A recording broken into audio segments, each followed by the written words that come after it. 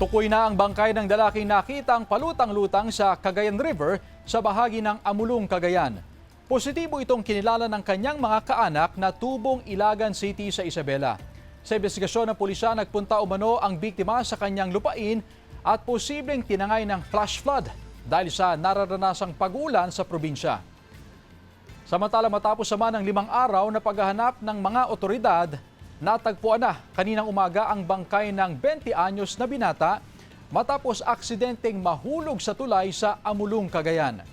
Batay sa investigasyon ng otoridad, madaling araw noong December 22 nang napaulat na nahulog ang binata sa railings ng tulay matapos na umakyat dahil sa kalasingan. Nakita ng isang bystander mula sa barangay Karalangan, Alcala, Cagayan ang palutang-lutang na bangkay ng lalaki sa bahagi ng Cagayan River. Positibo siyang tinukoy ng kanyang pamilya.